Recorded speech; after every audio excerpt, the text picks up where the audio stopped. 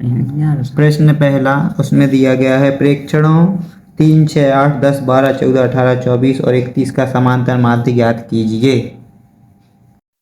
पहले हम समझते हैं समांतर माध्य क्या कहलाता है। समांतर माध्य को बहुत ही सरल भाषा में औसत कहा जाता है। जब हमारे पास कुछ संख्याएं या आंकड़े होते हैं तो हम उन सभी संख्याओं को जोड़कर उनकी संख्या से भाग देते हैं, तो जो हमें मान मिलता है उसे ही हम समांतर माध्य कहते हैं।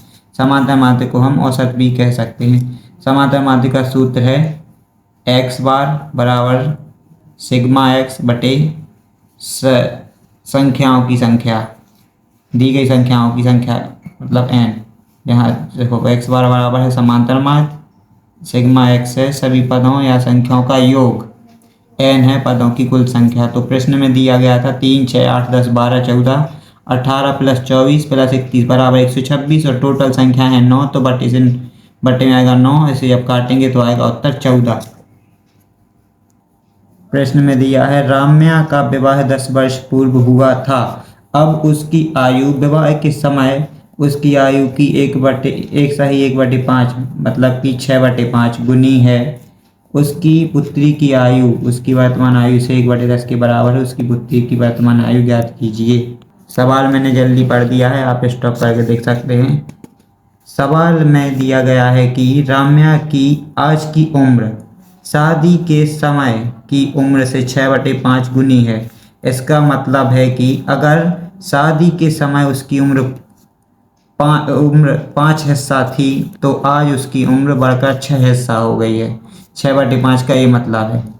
क्योंकि यहाँ एक हिस्सा बड़ा है जो 10 साल के बराबर है, तो राम्या की आयु होगी 60 वर्ष और पुत्री की आयु होगी 60/10 बराबर 6 वर्ष।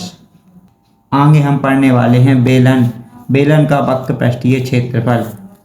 किसी बेलन के ऊपर और निचले गोलाकार हिस्से मतलब कि ये वाला हिस्सा और ये वाला हिस्सा, इन दोनों को छोड़कर मतलब निचले गोलाकार हिस्से और ऊपर के गोलाकार हिस्सों सिरों को छोड़कर उसके चारों ओर के घुमावदार मतलब कि ये वाला हिस्सा घुमावदार या मुड़े हुए हिस्से के क्षेत्रफल को ही वक्र पृष्ठीय क्षेत्रफल कहते हैं। इसका सूत्र है 2πr। पाई यहाँ पे पाई बराबर है 22/7 या 3.14 और r है त्रिज्या j। इस j है त्रिज्या, यहाँ पे हम लिखेंगे r और h है ऊंचाई मतलब कि j वाले शंकु की ऊंचाई। अब हम आगे आपको बताएंगे कि वक्र पृष्ठीय क्षेत्रफल का सूत्र यही कैसे बनता है। प्रश्न क्रमांक 4 को आप एक बार अच्छे से पढ़ लीजिएगा। आइए इसको हम हल करते हैं। मान लीजिए आपने बैंक में कुछ पैसे जमा किए। पहली स्थिति, हर साल का फायदा। बैंक आपसे कहता है कि अगर आप नए ऑफर में पैसे लगाते हैं तो आपको हर साल 8% ज़्यादा फायदा मिलेगा। आपने जो राशि जमा की है उस पर आपको 8% ज़्यादा फायदा मिलेगा हर साल, क्योंकि 8 साल का कुल फायदा निकलेगा। अगर एक साल में 8% ज़्यादा मिल रहा है फायदा, तो 8 सालों में आपको कुल कितना ज़्यादा मिलता है, तो 8 साल में आपको मिलेगा 8×64%। और प्रश्न में दिया गया है ये वाला फायदा प्रश्न में 4000 रुपये के बराबर दिया गया है, यानी आपको आपके पैसों का 64% हिस्सा एक्स्ट्रा मिलेगा। इसका सीधा मतलब यह हुआ कि पैसों का 64% हिस्सा ही 4000 के बराबर है। प्रश्न को आप जब पढ़ेंगे ध्यान से तो आपको पता चलेगा कि 64% हिस्सा 4000 के बराबर है। 64% बराबर 4000, तो 1% बराबर 4000 को हम 64 से भाग देंगे तो आएगा 62.5 और इसको 100% बनाने के लिए इसमें करेंगे 100 का गुणा, तो यह हमारा मूलधन निकल के आ जाएगा। जो हमारी राशि जो हमने बैंक में जमा की थी 6250। प्रश्न क्रमांक 3 में दिया गया है यदि i बराबर 7/3 j और j बराबर 4/5 k है तो i अनुपात j अनुपात k का अनुपात ज्ञात कीजिए।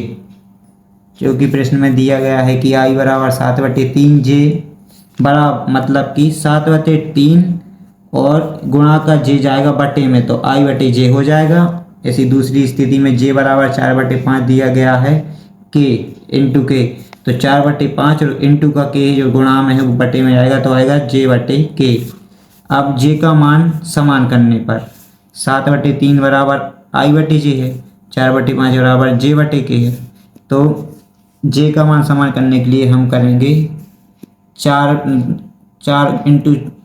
इंटू 4, यहाँ पे 3 इंटू 4, तो इसका मान हो जाएगा 28/12। और यहाँ पर करेंगे 4 इंटू 3 और यहाँ पर करेंगे 5 इंटू 3, तो यहाँ पे भी यहाँ पे आ जाएगा 12/15, जिससे हमें जे का मान समान मिलेगा। तो जे का मान देखो, यहाँ पे आई बटे जे में इसका मान है 12 जे का, और आई का आया 28, और यहाँ पे जे का मान 12 और के का आया 28, तो अनुपात अपना आया, आई का आएगा 28, जे का 12 और के का 15, तो हमारा उत्तर होगा 18, 12, 15। 3 किलो सेब और 4 किलो संतरे का मूल्य 210 रुपये है, और 5 किलो सेब और 2 किलो संतरों का मूल्य 175 रुपये है। 1 किलो सेब का मूल्य ज्ञात कीजिए। माना सेब बराबर x और संतरा बराबर 4 तब 3x प्लस 4y बराबर 210 समीकरण 1, और 5x प्लस 2y बराबर 175 समीकरण 2। चूँकि हमें x का मान ज्ञात करना है, तो पहले हम y का मान समान करने के लिए समीकरण 2 में 2 का गुणा करेंगे। यहाँ पे देखिए, 5 में 2 का गुणा होगा 10x, 2 में 2 का गुणा होगा 4y, और 175 में 2 का गुणा होगा 350। ये बन जाएगा नया समीकरण 2। अब समीकरण 1 से 2 को घटाने पर 3x में से 10 जाएंगे तो आएगा माइनस के साथ, 4y कट जाएंगे, 210 350 में से 210 जाएंगे तो आएंगे माइनस के 140, माइनस माइनस कट, x बराबर 140/7 हमारा उत्तर आ जाएगा 20। मतलब कि हमें यह बताना था कि 1 किलो सेब का मूल्य ज्ञात कीजिए, तो 1 किलो सेब का मूल्य आ जाएगा 20 रुपये।